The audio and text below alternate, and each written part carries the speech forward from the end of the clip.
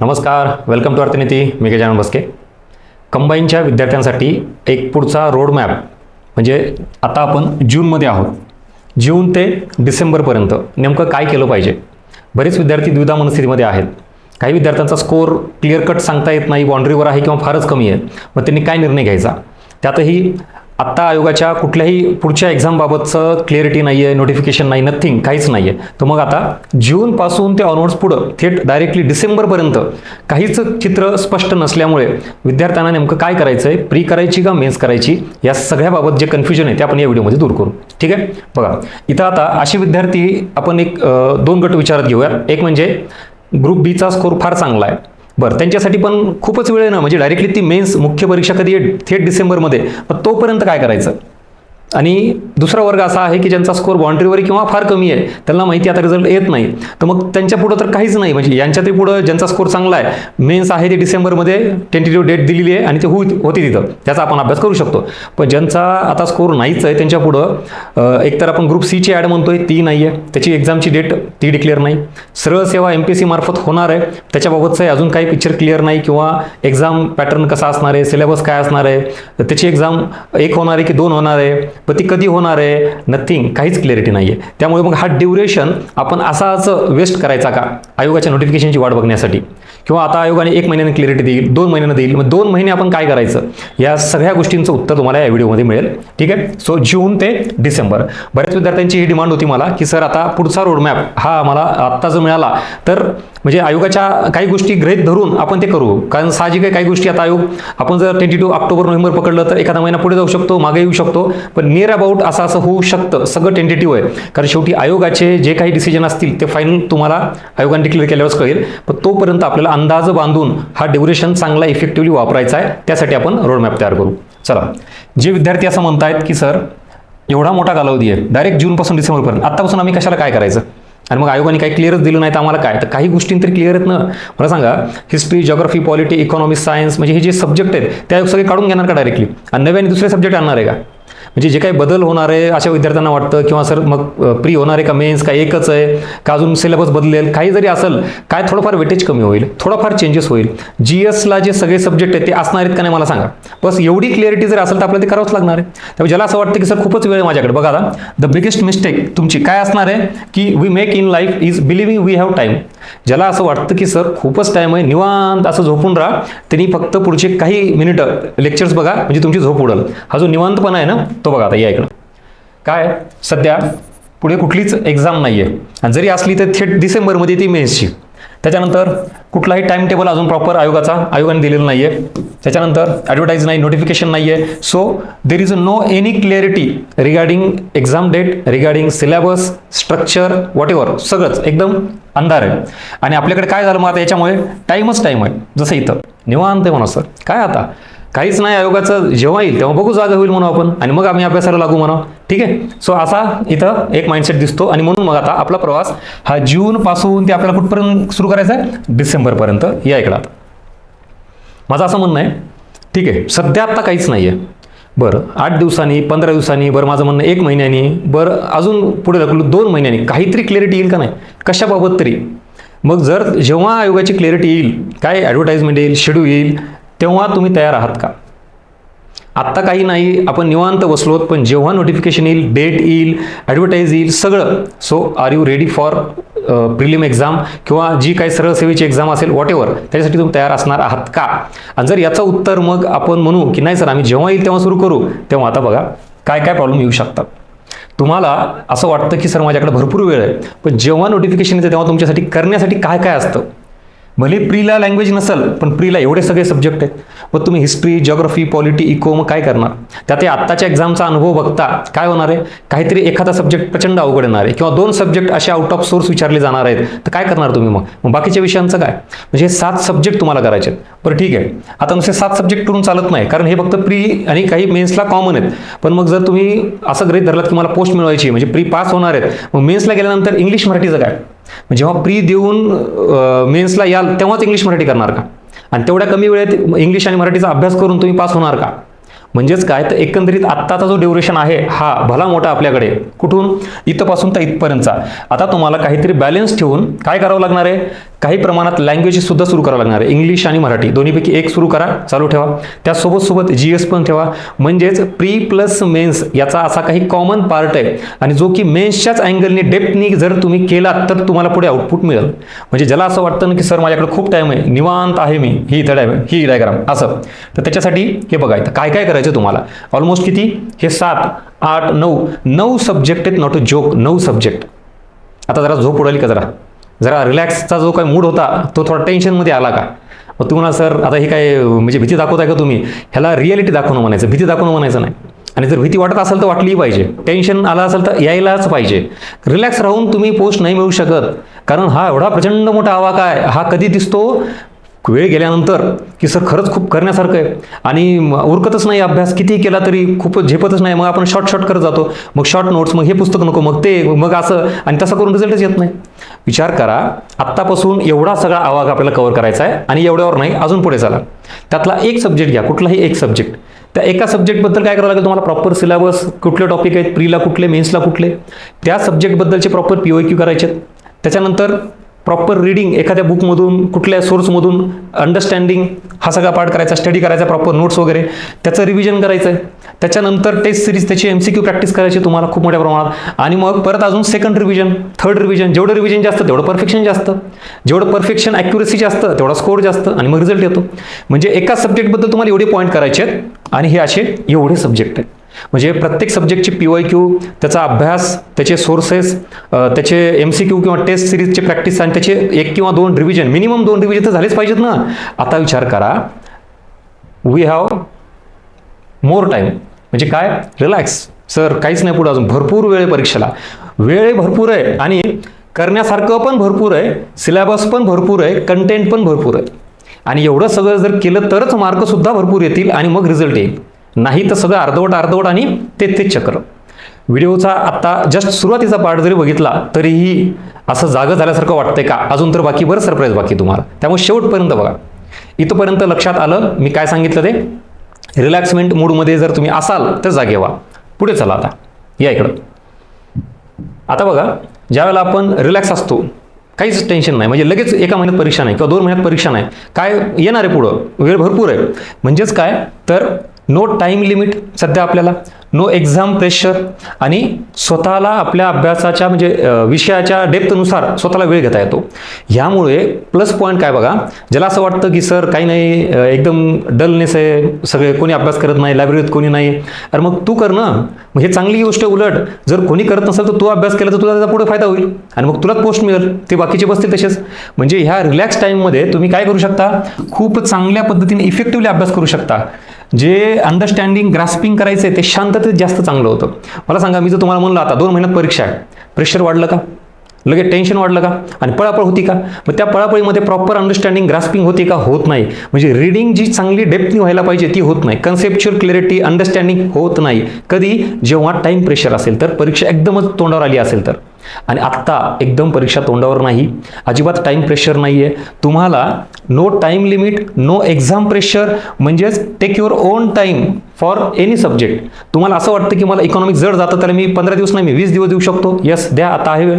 अजून तुम्हाला असं वाटतं की नाही मॅथ रिजनिंगला जास्त वेळ पाहिजे, त्याला वेळ. सायन्स मला कळत नाही, सायन्सला 25 दिवस देतो मी. म्हणजे एक्झाम्पल दिला तर तुम्ही तुमच्यानुसार ठरवा. तुम्ही जुने असाल तर 10 दिवसातही संपवाल, नवीन असाल तर अजून एक्स्ट्रा दिवस लागेल. तुमच्या पद्धतीनं तुम्हाला आत्ता लक्षात आलं का मला काय म्हणायचं ते एक्झॅक्टली. ह्या रिलॅक्समेंटमध्ये तुम्ही एवढा चांगला अभ्यास करू शकता की तो विषय पुन्हा कधीच तुमचा विसरणार नाही. ती जी डेप्थ आत्ता तुम्ही गाठाल ना कन्सेप्टची, अंडरस्टँडिंगची, ती डेप्थ तुम्हाला प्री ॲज वेल ॲज मेन्सला सुद्धा कामाला येईल. आणि इतरांच्या तुलनेत पुढे जायला हीच संधी आहे. हा शांततेचा काळ तुम्ही जेवढा चांगला वापराल तेव्हा एक्झामचा काळ हा तुम्हाला अजून शांतता देऊन जाईल. आत्ता तुम्ही रिलॅक्स राहिलात की पुन्हा तुमची शांतता भंग होणार आहे. कारण आपल्याला टेन्शन येतं, काहीच नाही झालं, मी तर काहीच केलं नाही, वेळ कसा निघून गेला कळालं नाही. लिहून ठेवा आत्ताचा वेळ, टाईम. जोपर्यंत तुमच्याकडे हा व्हिडिओ आला आहे त्याची डेट आणि टाईम लिहून ठेवा. गजानन भस्के तुम्हाला 6 महिने नाटवणार की सरांनी अलर्ट केलं होतं, सांगितलं होतं.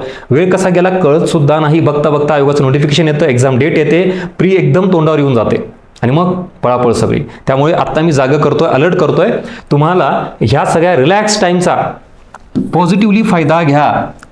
विदाऊट एनी प्रेशर अभ्यास खूप चांगला होतो.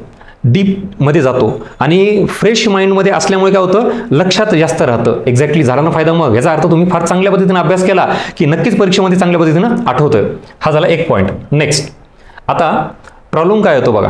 म्हणजे इथंपर्यंत काय काय सांगितलं तुम्हाला मी, तुम्ही निवांत होतात पण करण्यासारखं भरपूर आहे. हे एवढं सगळं जेव्हा नोटिफिकेशन येईल तेव्हा तुम्ही तयार असणार आहेत का, तर नाही, कारण एवढं सगळं केलंच नाही आहे. बरं, दुसरी गोष्ट, एका सब्जेक्टबद्दल एवढं सगळं करायचं आहे म्हणल्यावर आपल्याला हा जो टाईम आहे आत्ताचा तो प्रॉपर युटिलाइज करता येईल आणि ह्याच रिलॅक्स टाईममध्ये तुम्हाला खूप काही गोष्टी परफेक्शन लेवलला आणता येईल. पण होतंय काय, एक्झॅक्टली उलट. आता विद्यार्थी चुकतात कुठं, हा जो ड्युरेशन आहे ना हा वापरत नाहीत, रिलॅक्स राहतात, एकदम स्लो स्टडी. म्हणजे अभ्यास तर करतायत का, करतायत, लायब्ररी जातात, पण सकाळी 8ला जरी लायब्ररीत जात असाल तर 8 ते रात्री 8पर्यंत बसल्यानंतर किती तास इफेक्टिव्हली अभ्यास करता. नुसतं लायब्ररीत बसणं म्हणजे अभ्यास नाही. 10-10, 12-12 तास तुम्ही लायब्ररीत बसताय, पण अभ्यास किती 5 तास होतो इफेक्टिव्हली. बाकीचा मोबाईलमध्ये बघणं, टाईमपास, उठून चहाला येणं, नाश्त्याला येणं, किंवा मग अजून काहीतरी करणं, इरिलेव्हंट गोष्टी करणं, बघणं, किंवा एकदमच स्लो स्टडी करणं, हा जो प्रकार आहे ना हा घातक आहे. आणि आत्ता कुठल्याही एक्झामचं टाईम प्रेशर नसल्यामुळे तुम्ही निवांत राहता, स्वतःला पुश करत नाहीत. जी बुस्टिंग पाहिजे असते ती न मिळाल्यामुळे तुम्ही रिलॅक्स राहता. ह्याचा परिणाम हा होतो एकदम स्लो स्टडी किंवा ट्रॅडिशनल तोच स्टडी होतो तुमचा. आणि कधीपर्यंत, जोपर्यंत इथं आयोगाची ॲडव्हर्टाइजमेंट येत नाही किंवा नोटिफिकेशन येत नाही तोपर्यंत. आता नोटिफिकेशन आली की अख्खा महाराष्ट्र जागे होतो, तुम्ही जागे होता आणि पळापळ सुरू होती. आता हे वाच ते वाच. आता अशा इथून या ॲडव्हर्टाइजमेंट आणि प्रीमध्ये किती डिफरन्स असतो मला सांगा. 1.5 महिना, 2 महिना, बरं मी म्हणतो मॅक्स 3 महिने खूप झाले. आता 3 महिन्यात 7 सब्जेक्ट होणार का आणि व्यवस्थित इफेक्टिव्ह होणार का. बरं, एकदा रिडिंग होईल पण एका रिडिंगवर मग परफेक्शन येणार का, त्यात ती डेप्थ तेवढी गाठता येईल का, नाही ना. आणि मग काय होईल, ह्या ॲडव्हर्टाईजच्या आल्यानंतर आपण जागे झाल्यानंतर प्रिलिम एक्झाम तर देतो. प्रिलिम दिल्यानंतर फर्स्ट आन्सर की आली की ॲव्हरेज स्कोर येतो असा बाउंड्रीवर. मग सेकंड आन्सर कीची वाट बघायची. मग तरी नाही लक्षात येत की रिझल्ट इन आहे का आउट आहे, मग रिझल्टची वाट बघायची. पण ह्याच्यामध्ये किती महिने गेले, म्हणजे प्रिलिमपासून रिझल्टपर्यंत आयोग किती महिने घालतो, 2 महिने. मग असेच गेले, नीट अभ्यासही नाही, स्कोर बाउंड्रीवर असतो, अभ्यास इफेक्टिव्हली होत नाही आणि मग फायनल रिझल्ट लागतो. रिझल्ट लागल्यावर 2 पॉसिबिलिटी, जर तुम्ही नापास झालात तर काही नाही, संपलं तिथंच जागेवर सगळं. पण पास जरी झालात तरी लक्षात घ्या, आता इथं पास झाल्यानंतर रिझल्टच्या नंतर मेन्समध्ये किती कालावधी असतो, फार कमी. म्हणजे 1-1.5 महिना किंवा 2 महिने धरून चला, खूप झाले.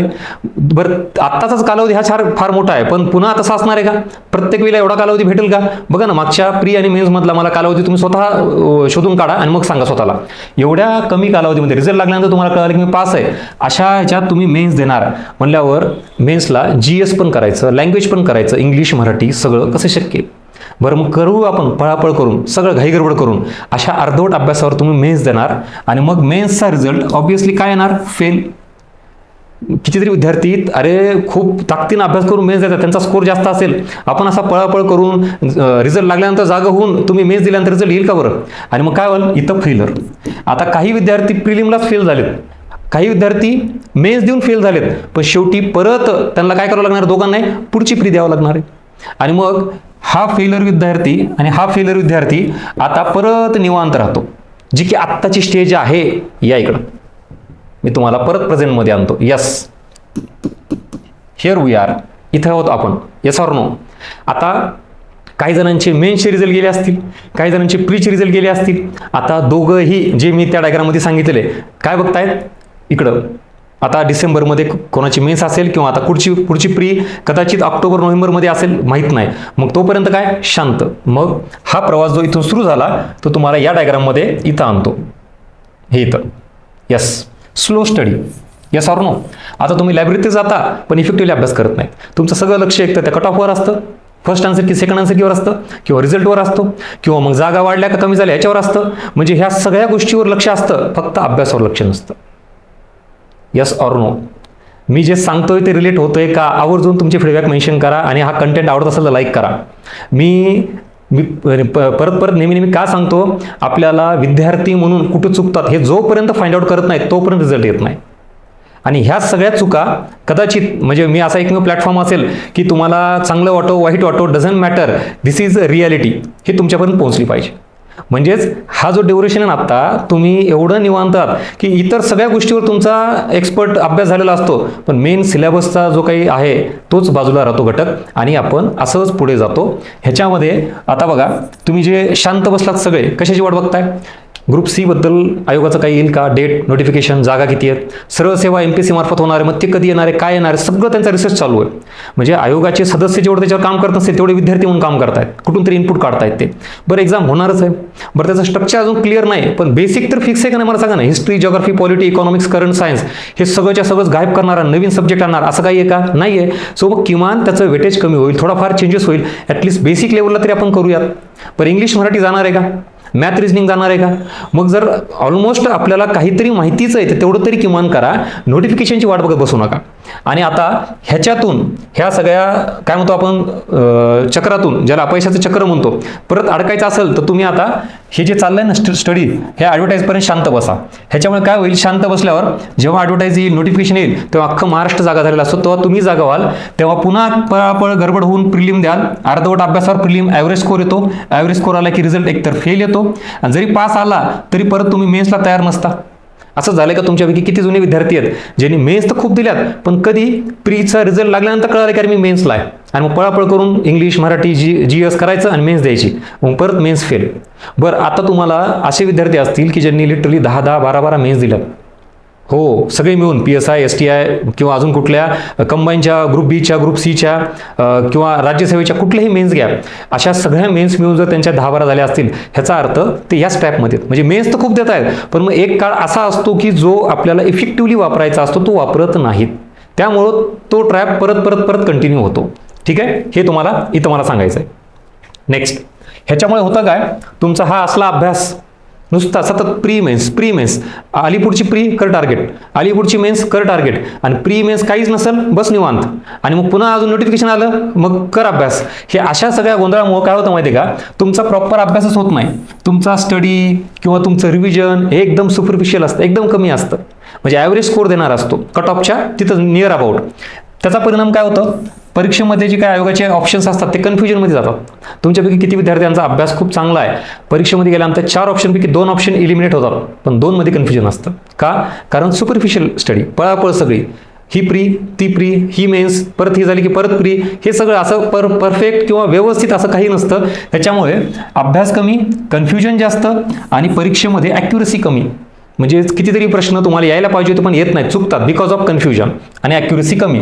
ॲक्युरसी जर कमी असेल तर मग काय होणार, त्याचा परिणाम मार्कावर होणार, स्कोर कमी, मार्क कमी. मार्क कमी म्हणल्यावर गेला ना रिझल्ट, मग ते प्रीचा असेल किंवा मेन्सचा असेल. आणि एक्झॅक्टली ह्याच सगळ्या गोष्टी मग इथं परत रिपीट होतात. का? अभ्यास कमी, कन्फ्युजन जास्त, ॲक्युरसी मार्क कमी, परत रिझल्ट गेला, मग परत तो कुठलं तरी एक तर रिलॅक्स राहणार, नाही तर मग परत जेव्हा आयोग डिक्लेअर करेल तेव्हाच ते जागा होणार, आणि त्याच गोष्टी रिपीट राहतात. फायनली खूप वर्ष मेहनत घेऊन सुद्धा सर माझा रिझल्ट येत नाही, आणि मग रिझल्ट न येण्याचं कारण आत्ता कळालं का, मी जे सांगितलं याचा अर्थ तुम्ही त्या ट्रॅपमध्ये अडकला. आणि हा जो आत्ता शांततेचा काळ आहे ना, तो एवढ्या चांगल्या पद्धतीने वापरायचा की जेणेकरून येणाऱ्या परीक्षेमध्ये तुमचा अभ्यास एवढा स्ट्रॉंग पाहिजे की जिथं तुमचं कन्फ्युजन कमी, काय जास्त, ॲक्युरसी, परफेक्शन जास्त, त्याच्यामुळे स्कोर जास्त, आणि रिझल्ट आला ना तुमचा, पडले ना तुम्ही ह्याच्या बाहेर. म्हणजे ह्या ट्रॅपमध्ये अडकण्याचं कारण याला ना आयोग कारणीभूत आहे, ना कुठले घरचे, ना कुठला अजून एखादा इन्सिडन्स कुठला तुमचा, किंवा काय टेन्शन, नथिंग. आपला अभ्यास आणि आपणच कशात अडकलोय हे न कळणं, हे त्याचं मेन रिझन आहे. आपल्याला जर 5-5, 6-6 वर्ष, 8-8 वर्ष सेम सिलेबस, सेम सगळं असूनही जर आपण पास होत नसेल तर विचार करा ना, म्हणजे बऱ्याच विद्यार्थ्यांची PhD करण्याची वेळ आली आता, एवढे एक्सपर्ट झालेत, त्यांना सगळं माहिती आहे, तसं असूनही पास का नाही होत, तर नेमकी डिमांड ऑफ द एक्झाम कळाली नाही, आणि थोडंच करायचं पण चांगलं करायचं हे त्यांना कळालं नाही. भरमसाठ माहिती सगळं आहे, अभ्यास तर खूप आहे, पण मग मार्क तर येतच नाहीत. काय आयोगाला अपेक्षित आहे, परफेक्शन, टू द पॉईंट, तेवढा मार्क घे, कट ऑफ पुरता आणि चल पुढं हो.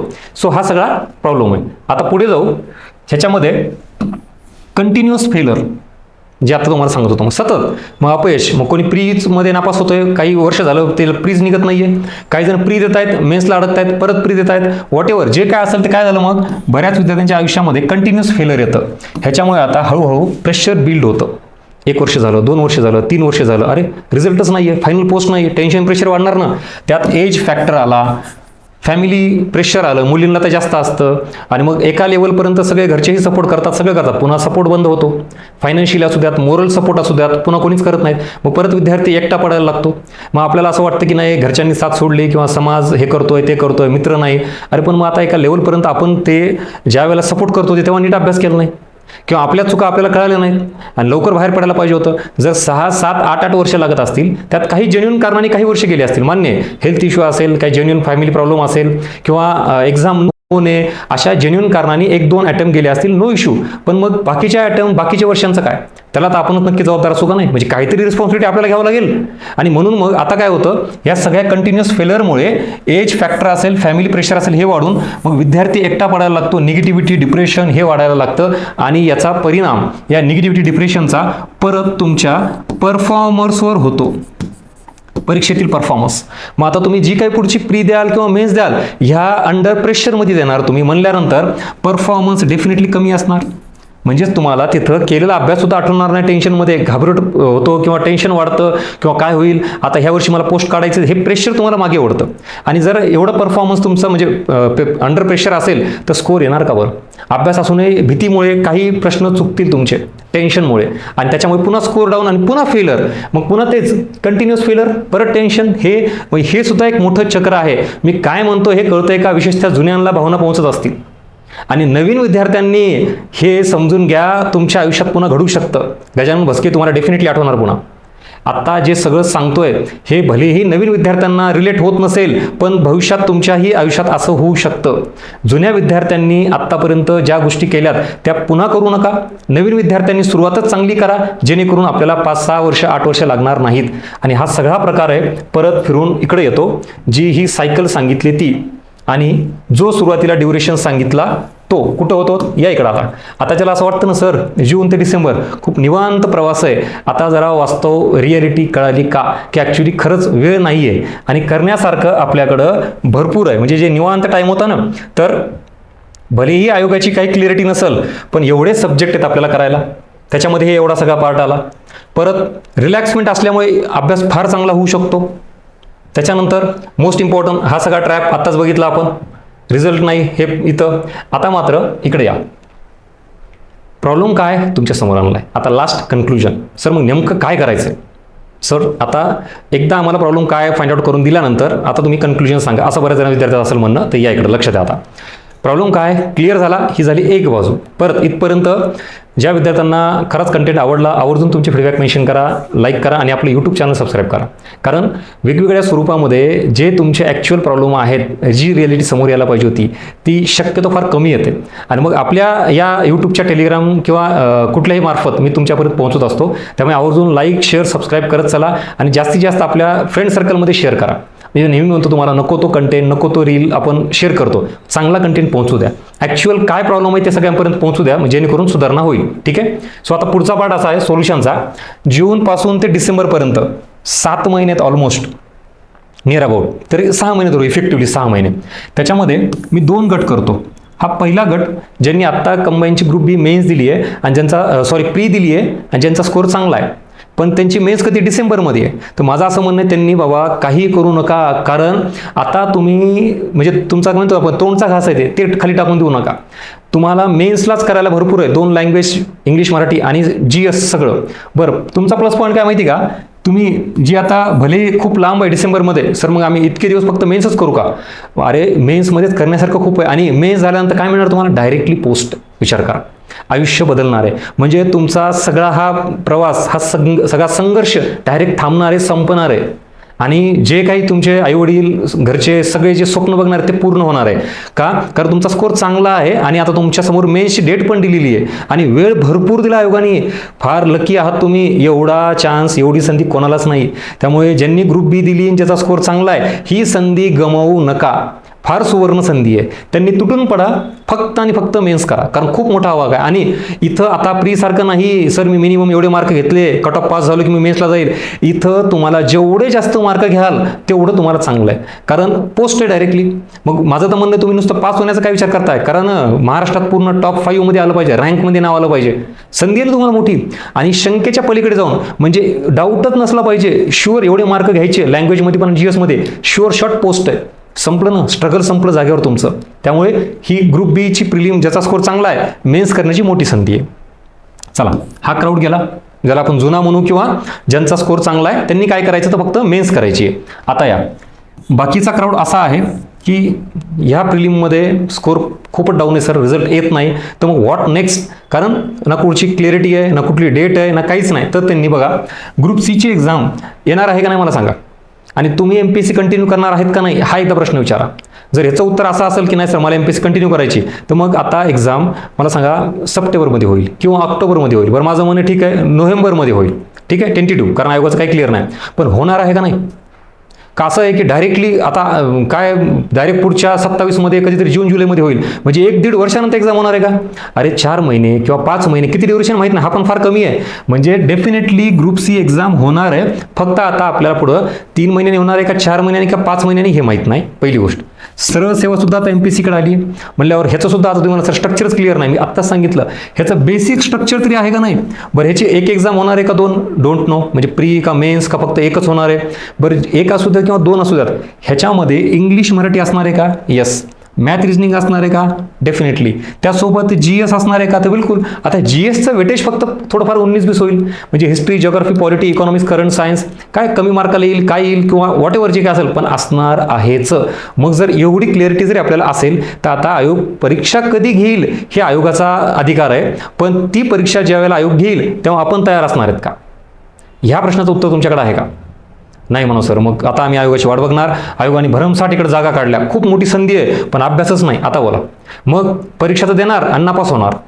लक्षात घ्या, परत मी सांगतो, गजानन भस्के तुम्हाला काय आठवणार, मोठा पश्चाताप करावा लागणार तुम्हाला की सर हा जो शांततेचा काळ होता तो जर वापरला असता तर येणारी ग्रुप सी असेल आणि सरळ सेवा असेल डेफिनेटली पास झालो असतो, पण निवांत राहिलो. का? कारण क्लिअरिटी नाही, बाकीचे मित्र अभ्यास करत नाहीत, मी अभ्यास करत नाही, बाकीच्यांचं काही असू द्यात, बेसिक स्ट्रक्चर तयार आहे त्याच्यावर अभ्यास करा. आता ह्यांनी नेमकं काय केलं पाहिजे इकडे बघा. आता ह्यांचा तर क्लिअर झाला मार्ग, बाबा तू फक्त मेन्स कर, ज्यांचा आता स्कोर चांगला आहे, ज्यांना पुढची ग्रुप सी प्री करायची आणि सरळ सेवा करायची, या इकडं त्यांनी काय करायचं, इकडं मी सांगितलं आता मेन्स तुम्ही चांगली करा, तुम्हाला डायरेक्ट पोस्ट आहे. आता तुम्ही काय करायचं, प्रिलिम प्लस मेन्स एकत्र करायचं, हे इथं म्हणजे एवढं सगळं करायचं तुम्हाला. मी कोणासाठी सांगतोय, ग्रुप सी प्रिलिम आणि सरळ सेवा जे येणार आहे त्यांच्यासाठी. या इकडं एवढे सब्जेक्ट आहेत तुम्हाला. ह्याच्यामध्ये आत्ताचा जो काळ आहे हा वाला प्री प्लस मेन्स करायचा, म्हणजेच एकतर इंग्लिश किंवा मराठी पटकन लगेच स्टार्ट करायचं. त्यानंतर तुम्ही ठरवा टाइम टेबल, 1 महिना 1.5 महिना काय जे असेल ते, आणि मग इंग्लिश प्लस मराठी एकत्र किंवा फक्त एक इंग्लिश चालू ठेवायचं आणि याच्यासोबत परत कुठले तरी 2 सब्जेक्ट चालू ठेवायचे. म्हणजे थोडंफार करंट आणि मॅथ रिजनिंग जर चालू ठेवलं तर अजून चांगलं आहे. त्याला असं नसतं की मी एकदा सब्जेक्ट केला आणि संपला, तुम्हाला करंटला सुद्धा दुर्लक्ष करून चालणार नाही. माझं असं म्हणणं आहे, भले करंट खूप जुनं विचारलं, अरे पण त्या 15 पैकी 6-7 प्रश्न खूपच विचित्र विचारले, पण बाकीचे 6-7 प्रश्न आले का तुला? आणि मग ते तर तुम्हाला इथं ह्याच्यामधून करावं लागेल ना. म्हणजेच करंट असेल, मॅथ रिजनिंग असेल, आत्तापासून थोडं थोडं का असं ना, पण कसं करता येईल ते बघा. कारण हा सुद्धा आवाका फार मोठा आहे, आता तो तुमचा कॉल आहे, पण याला तर दुर्लक्ष करूच नका. पण अजून एक मला प्रॉब्लेम असा सापडला की मॅथ रिजनिंगला वेटेज जास्त आहे, याचा अर्थ सगळेजण ह्याला तुटून पडलेत. नीट आहे का? मॅथ रिजनिंगला वेटेज जास्त आहे आणि ह्याच्याला जास्त मार्क घ्यायचे आहेत, म्हणून ह्याला खूप जास्त फोकस करून बऱ्याच विद्यार्थ्यांना काय झालं, हा पेपर टफ टाकल्यामुळे ना मॅथ रिजनिंगमध्ये मार्क आले आणि त्यांनी ह्याला जास्त फोकस केल्यामुळं बाकीच्या विषयाकडे दुर्लक्ष झाल्यामुळे इकडेही मार्क कमी आले. म्हणजे दोन्ही बाजूनी तुम्ही स्वतःचं नुकसान करून घेऊ नका. इकडं फोकस करायचा याचा अर्थ ह्याच्याकडे दुर्लक्ष करायचं नाही. ठीक आहे? त्यामुळं मॅथ रिजनिंग हा एक पार्ट आणि करंट कसा चालू ठेवता येईल, आणि इकडं पुढचा तुम्हाला किमान इंग्लिश प्लस मराठी. आता तुम्ही किती जुने आहेत नवीन आहेत, तुमचा किती अभ्यास झाला ह्याच्यानुसार इथं 1 महिना द्यायचा की 2 महिने द्यायचे का लिटरली 3 महिने द्यायचे हे तुम्ही ठरवा. पण जेव्हा प्रिलिमची डेट डिक्लेअर होईल बघा, मग ती सरळ सेवा असेल किंवा कुठलीही पुढची एक्झामची डेट डिक्लेअर होईल. म्हणून आपण प्रिलिम म्हणण्यापेक्षा एक्झाम, कारण सरळ सेवा कशी आहे माहीत नाही, प्रिलिम मेन्स आहे का काय, इथं एक्झामची डेट मग ती ग्रुप सीची असेल कशी, ह्याच्या किमान बघा 2 महिने तरी अगोदर, मिनिमम 2 महिन्यापासून तुम्ही फुल्ली याचा अभ्यास सुरू केला पाहिजे.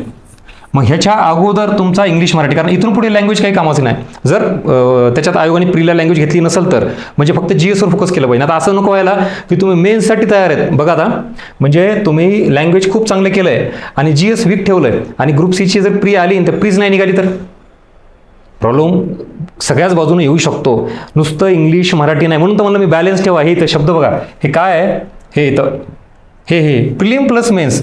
तुम्हाला कोणी काहीही म्हणू द्यात की नाही नाही आता तू काय कर, फक्त मेन्स कर, बरोबर आहे, पण कॉमन सब्जेक्टवाले कर. म्हणजे हे तर प्रीला नसणार आहेत, इंग्लिश मराठी फक्त मेन्सला आहेत, पण GSला गाफील राहू नका. खटकन I1 एक्झाम टाकली आणि तुम्हाला प्रीला GSच जास्त आहे आणि तुम्ही तिथं जर पास नाही झालात तर तुम्हाला मेन्सचा अभ्यास काय कामाचा. तुम्ही इंग्लिश मराठीमध्ये एकदम टॉप अभ्यास केला आहे, एकदम हायेस्ट मार्क घेणार आहेत, अरे पण तू प्लीज पास नाही ना, तू काय करतो इंग्लिश मराठीच्या अभ्यासाला, आता कळालं का. म्हणून इंग्लिश मराठी तर घ्याच, त्यासोबत GSला दुर्लक्ष करू नका. आत्तापासून GS सुद्धा चालू ठेवा. हां, ते करताना मात्र त्याची डेप्थ अशी ठेवायची की जे प्री प्लस मेन्स दोन्हीलाही कामाला येईल असं GS करा. ह्याचा फायदा काय होईल बघा, तुम्ही आत्ता अभ्यास चांगला केला, प्री एक्झाम दिली, प्री दिल्यानंतर तुमचा लँग्वेज इंग्लिश मराठीचा अभ्यास झालेला असेल आणि GS सुद्धा चांगल्या पद्धतीने केल्यामुळे तुम्हाला मेन्सला वेगळे एफर्ट्स घ्यायची गरज नाही. जेव्हा प्री होईल तेव्हा तुमचा स्कोर चांगला असेल, कारण तुम्ही आत्तापासून अभ्यास चांगला केला आहे आणि याच्यामुळे काय होईल, तुम्हाला मेन्सला खूप जास्त वाट बघायची गरज नाही. तुम्ही लगेच अभ्यास सुरू कराल आणि आधी झाल्यामुळे रिव्हिजन जास्त पडेल तुमचं. ज्या विद्यार्थ्यांनी अभ्यास न करता हा कालावधी वाया घातला, ते प्री नंतर मेन्सला अभ्यासाला लागेल त्यावेळेला तुमचं रिव्हिजन सुरू होईल. विचार करा का, कारण तुम्ही आत्तापासून प्री प्लस मेन्स कॉम्बिनेशन ठेवलेलं आहे आणि हे विषय कव्हर केलेले आहेत. यस, हा सगळा इथपर्यंतचा प्रकार कळाल्यानंतर आता आपण परत कुठं आहेत, जून 2026 मध्ये आहेत. आणि जून 2026 मध्ये आता तुम्ही इथं काय काय करणं अपेक्षित आहे, एकतर कंबाईन ग्रुप बी ज्यांचा स्कोर आहे त्यांनी फक्त आणि फक्त मेन्स करा ताकदीने एकदम. जसं की महाराष्ट्रात पहिलं यायचं, मला पहिलं या लेवलला अभ्यास करा, दुसरं काहीच ठेवू नका. नाही तर परत काय होईल माहिती का, तुम्ही 2-3 दगड हात ठेवायचं म्हणलात, बरं कॉमन सिलेबस तोच आहे ना, तुम्ही जरी ही मेन्स केली तर पुढची येणारी प्री तुमची होणार आहे का नाही. तुम्हाला जर असं वाटत सर मग आम्ही फक्त मेन्स केल्यानंतर आयोगाने ग्रुप सी काढली तर त्याचा सिलेबस काय वेगळा, GS ऑलरेडी झालंय, तुम्ही अजून चांगला अभ्यास करताय, वाटलं तर जेव्हा प्री येईल त्याच्या आधी 15 दिवस काहीतरी वेगळं नियोजन करू शकता तुम्ही, पण ह्या मेन्सला सोडू नका. हा झाला पाठ. आता दुसरं जे आहेत, जे ग्रुप सीची प्री करणार आहेत त्यांनी आत्ता मी सांगितल्याप्रमाणे प्री प्लस मेन्सची कॉमन सब्जेक्ट घ्या आणि मग लँग्वेज पण साईड बाय साईड कंटिन्यू करा. त्यांचं काय होईल, डिसेंबरमध्ये आपण असं म्हणू जे मेन्स आहेत ते तर डिसेंबरमध्येच बाहेर पडतील, संपलं.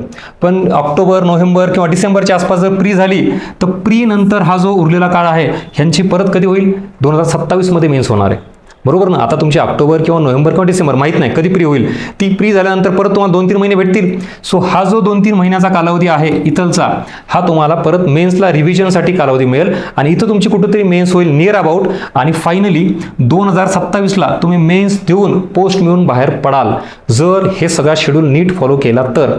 अशा पद्धतीनं हा प्रवास जून 2026 पासून सुरू झालेला आपण जून 2027ला एंड करतोय. ती एंडिंग हॅप्पी एंडिंग झाली असेल पाहिजे. कधी होईल, जेव्हा तुम्ही हे सगळं नीट आत्ता मी जे सांगितलं ते लिहून घ्याल, समजून घ्याल आणि तुमच्या पद्धतीने एक चांगला प्लॅन तयार करून ते इम्प्लिमेंट कराल आणि मग असा सगळा हा शेवट इथपर्यंत तुमचा जरा तुम्ही आणला तर डेफिनेटली याच वर्षी, म्हणजे आता ज्यांनी ही मेन्स देणार आहेत विचार करा, 2026ला तुमचं सगळं स्ट्रगल संपेल, तुम्ही पोस्ट घेऊन बाहेर पडणार.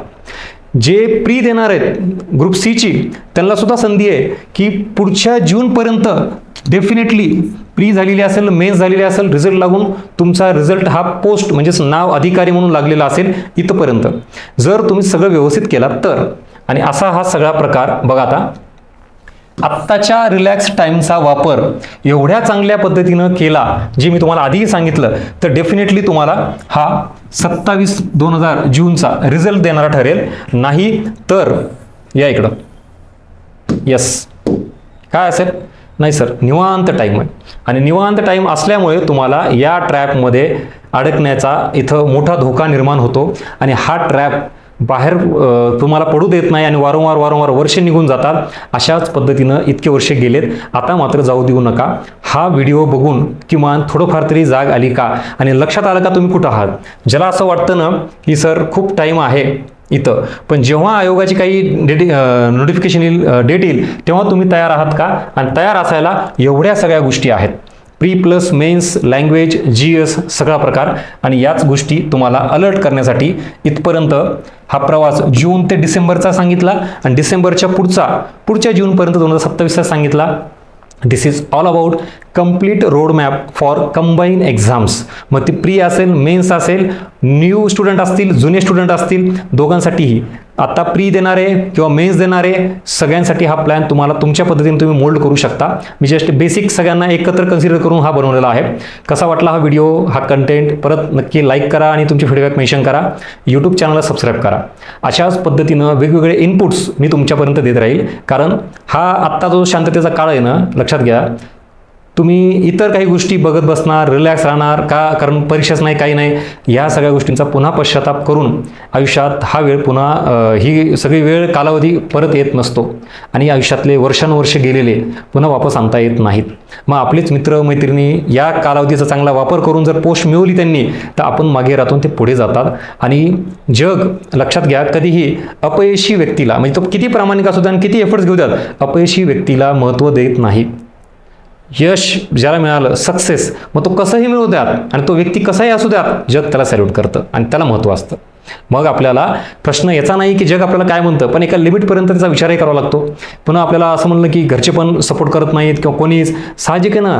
तुम्ही 1 वर्ष, 2 वर्ष, 3 वर्ष घ्या, 4 वर्ष घ्या, ठीक आहे. जर आपल्याला 5-6 वर्ष, 7-8 वर्ष लागत असतील तर नक्कीच कुठंतरी आपणही चुकतोय का याचा विचार करावा लागतो. त्या चुका फाइंड आउट कराव्या लागतात, दुरुस्त कराव्या लागतील आणि मगच काहीतरी आपल्याला सुधारणा करून पुढे जाता येईल. अदरवाईज सॅच्युरेशन, तसंच आयसोलेशन आपण एकत्र करून स्वतः ठेवलं स्वतःला, तर आउटपुट मिळत नाही. आणि हा सगळा आत्ताचा रोडमॅप तुम्हाला परत डिसेंबरमध्ये मी बघता म्हणून तुम्हाला वेळ एवढा निघून जाईल, तुम्हाला गजानन बसके आठवेल.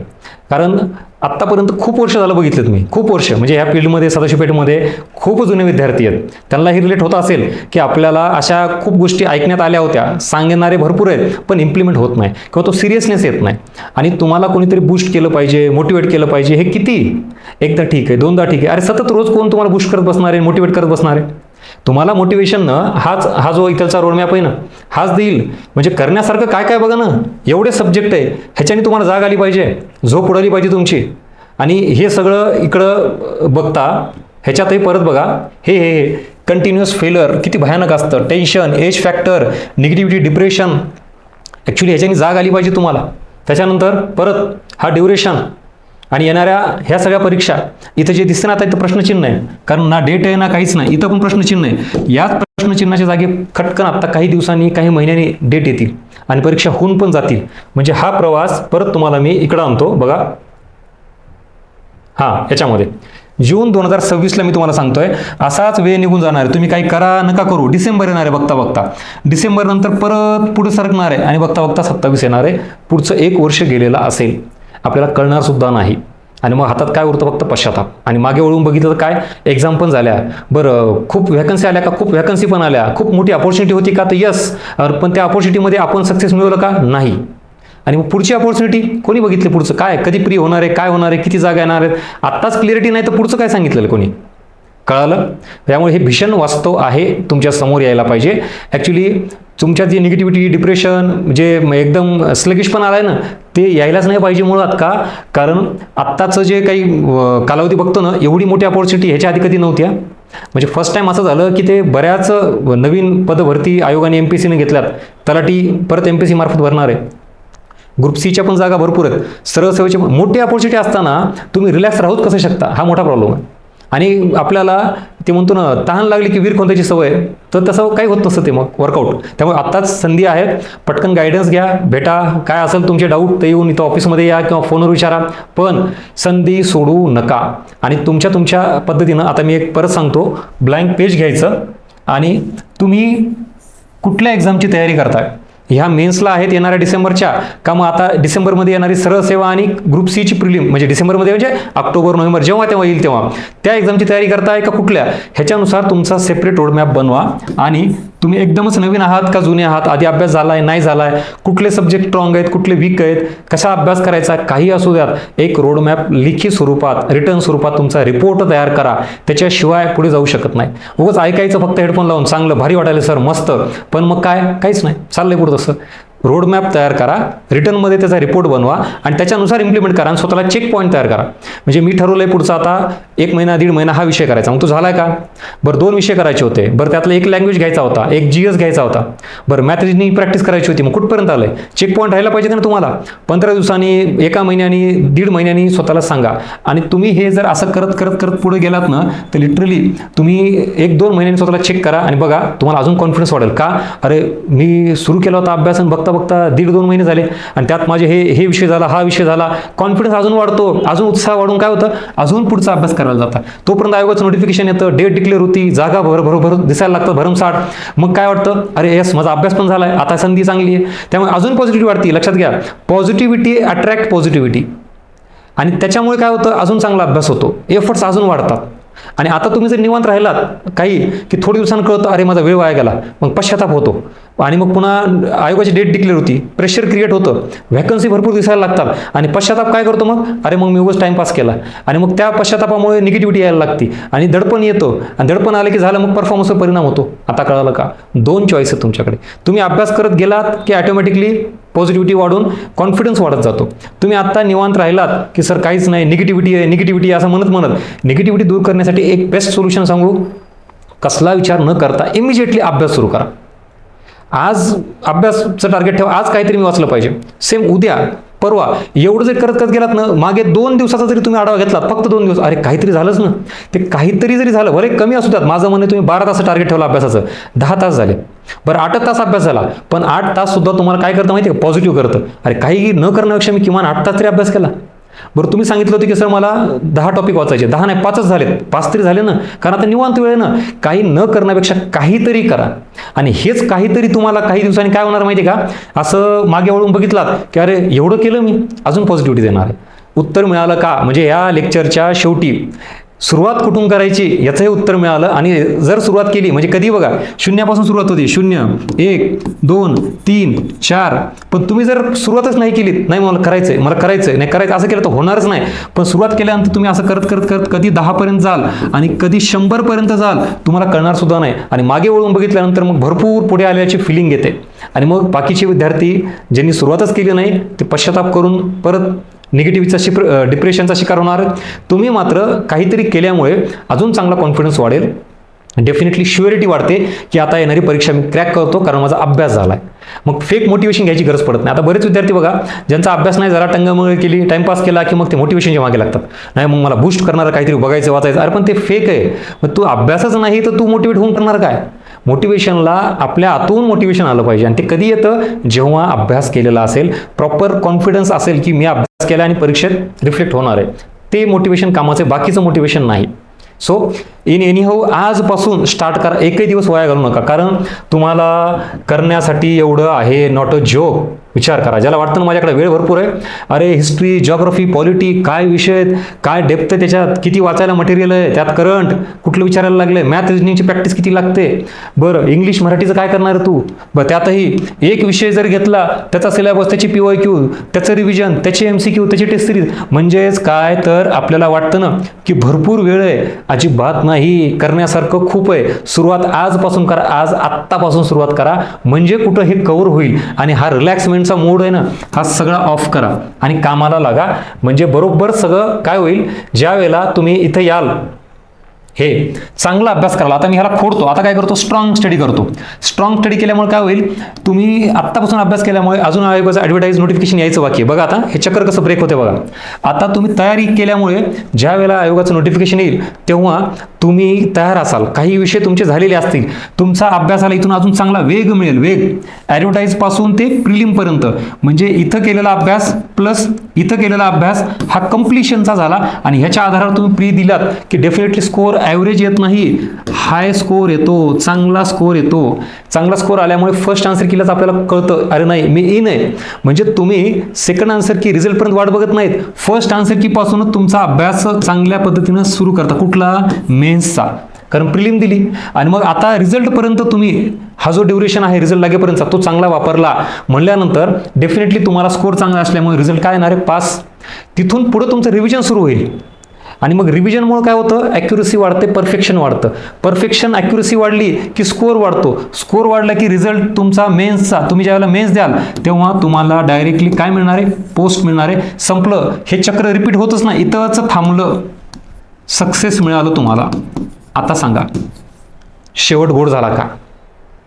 व्हिडिओ हा खूप मोठा लेंदी वाटून बरेच विद्यार्थी बघत नसतील, पण ॲक्च्युली हा अर्धा पाऊण 1 तास जे काय झाला असेल आपला, हा तुमच्या आयुष्यातला 1 वर्षाचा पार्ट वाचवणार आहे, 1 वर्षाचा कालावधी तुमचा वाचवणार आहे. आणि आपल्याला नको तिथं नको ते लेक्चर्स व्हिडिओ खूप बघायची सवय असते. क्रिकेटमध्ये तासन तास, पॉलिटिकल डिबेट तासन तास, पण कामाचा व्हिडिओ बघत नाहीत आपण. ह्या सगळ्यातून हे चक्र तुम्ही ब्रेक केलात आणि फायनली पोस्ट मिळवलात. आणि हे कितीही तुम्हाला असं वाटत असेल ना सर हे आयडियलिस्टिक आहे, नाही, हे रिअलिस्टिक आहे. ॲक्च्युली ही रिॲलिटी आहे, फक्त ते आपण फॉलो करत नाही आहे. म्हणजेच आता आपल्याकडं वेळ जो आहे तो नीट वापरा, सगळं सुरळीत होईल व्यवस्थित. आणि शेवट जो आपण म्हणतोय इथलचा जूनपासूनचा तो डिसेंबरपर्यंतचा कसा करायचा याचा पूर्णतः रोडमॅप दिलेला आहे. So this is all about today's lecture. कसा वाटला कंटेंट, परत तुमचे फीडबॅक मेन्शन करा, लाईक करा आणि यूट्यूब चॅनलला सबस्क्राईब करा. अशाच पद्धतीनं अजून काही तुमचे मुद्दे असतील तर मला कमेंटमध्ये आवर्जून मेन्शन करा. आणि या लेक्चरमधून तुम्ही नेमकं काय घेतलं याच्याबाबत 1-2-3 पॉईंट टाका, म्हणजे प्रत्येकाने, म्हणजे मला कळू द्यात की हा सगळा जो आहे किती सिरियसनेस तुमच्यामध्ये आहे. ह्याच्यातून तुम्हाला तुमच्याबद्दलचे काय मुद्दे जाणवले की हे बदल झालेत असे टाकून द्या. काय मुद्दे लक्षात आले की पुढे काय करायच्यात, काही चुका ज्या तुमच्या लक्षात आल्या त्याही मेन्शन करा.